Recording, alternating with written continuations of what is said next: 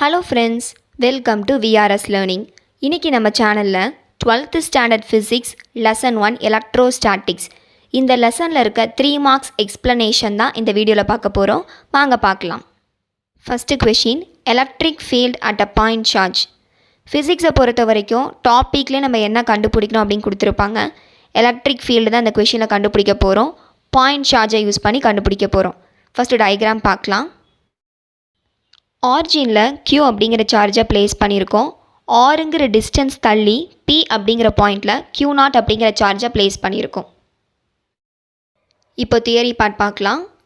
Consider a source point charge Q located at a point in space.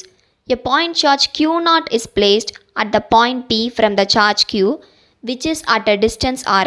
இப்போ இந்த diagram நம்ம என்ன explain பண்ணினோம் அதே தான் இங்கே தியரியாக எழுதியிருக்கோம்.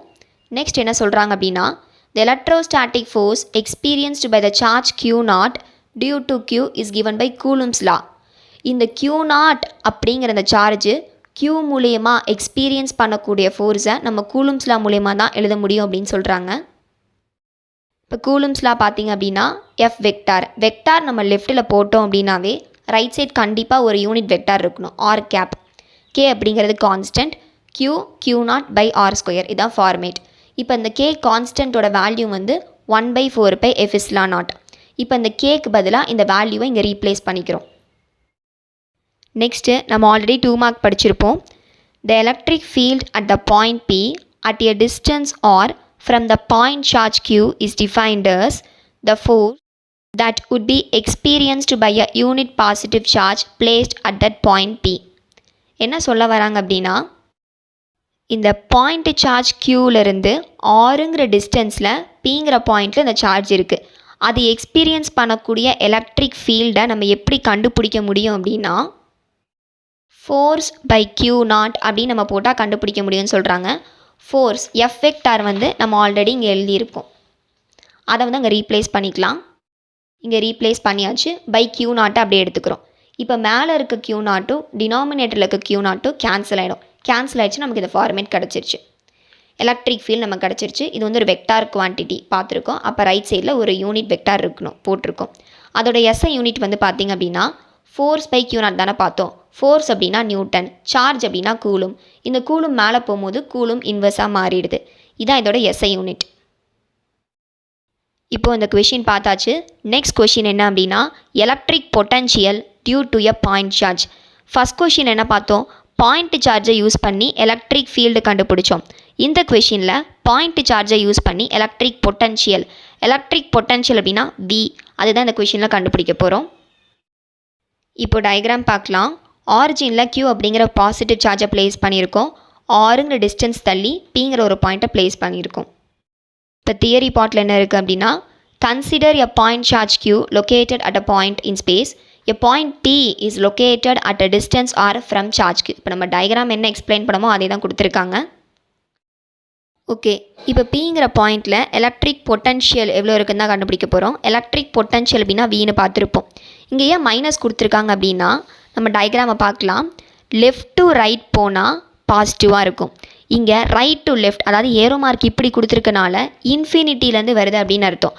அதனால தான் நம்ம நெகட்டிவ் சார்ஜ் இங்கே யூஸ் பண்ணியிருக்கோம். இப்போ இன்ஃபினிட்டியிலேருந்து ஆருங்கிற டிஸ்டன்ஸுக்கு வரனால தான் நம்ம லோயர் லிமிட் அப்பர் லிமிட் இப்படி கொடுத்துருக்கோம். இப்போ E vector dot dr vector, இதான் ஃபார்முலா.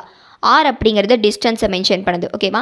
D ஏன் கொடுத்துருக்கோம் அப்படின்னா சேஞ்ச் ஆகுது. இன்ஃபினிட்டியிலேருந்து ஆருங்கிற டிஸ்டன்ஸ்க்கு வரும்போது அதோட டிஸ்டன்ஸ் வந்து சேஞ்ச் ஆகுறதுங்க மென்ஷன் பண்ணுறதுக்காக தான் நம்ம D யூஸ் பண்ணியிருக்கோம். இப்போ E வெக்டார் நம்ம ஆல்ரெடி போன கொஷின்லேயே கண்டுபிடிச்சிருப்போம். எலக்ட்ரிக் ஃபீல்டு வந்து E vector is equal to 1/4 F(0) Q by R² into R cap. இப்போ அதை தான் எடுத்துகிட்டு வந்து இங்கே ரீப்ளேஸ் பண்ண போகிறோம். V is equal to minus போட்டுக்கிறோம். இங்கே இன்ஃபினிட்டிலேருந்து R. E வெக்டாருக்கு இதுக்கு பதிலாக இந்த வேல்யூவை அப்படியே இங்கே ரீப்ளேஸ் பண்ணிக்கிறோம். இங்கே dr வெக்டார் அப்படியே கொடுத்துக்கிறோம். ஓகேவா? இப்போ நம்ம ஆல்ரெடி யூனிட் வெக்டார் படிச்சிருப்போம். R cap is equal to dr vector by dr vector divided by its magnitude அப்படின்னு பார்த்துருப்போம். இப்போ நமக்கு dr வெக்டார் மட்டும் வேணும்னா இது ரெண்டு நம்ம மல்டிப்ளை பண்ணிக்கணும். ஓகேவா?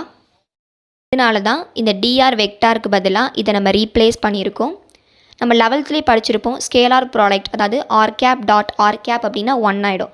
அதனால் நம்ம எதுவும் போட வேணாம், dr மட்டும் எடுத்துக்கலாம். ஓகே, இங்கே க்யூங்கிறது கான்ஸ்டன்ட்டு, 4π f0 அப்படிங்கிறது கான்ஸ்டன்ட்டு. இன்டகிரேட் பண்ணும்போது கான்ஸ்டன்ட் எல்லாத்தையும் வெளியில் எடுத்துக்கிறோம்.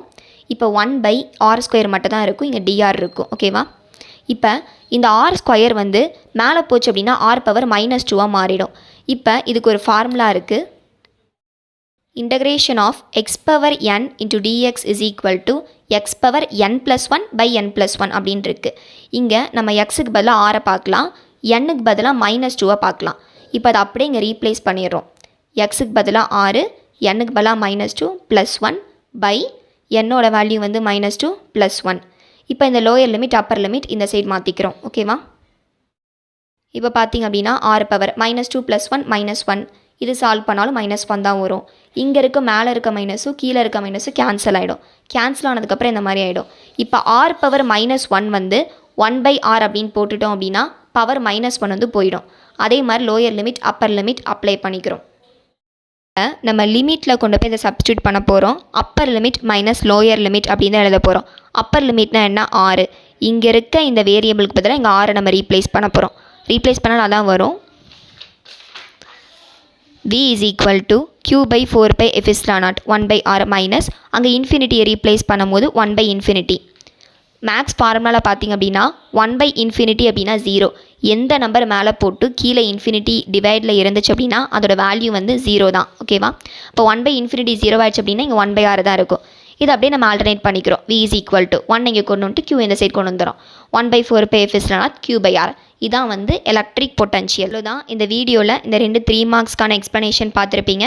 நெக்ஸ்ட் வீடியோவில் capacitor in series and parallel அந்த 3 மார்க்ஸோட எக்ஸ்ப்ளனேஷன் பார்க்கலாம். இந்த வீடியோ உங்களுக்கு பிடிச்சிருக்கு நம்புறேன். கண்டிப்பாக உங்கள் ஃப்ரெண்ட்ஸ்க்கும் ஷேர் பண்ணுங்கள், அவங்களுக்கும் ரொம்ப யூஸ்ஃபுல்லாக இருக்கும். தேங்க்ஸ் ஃபார் வாட்சிங்.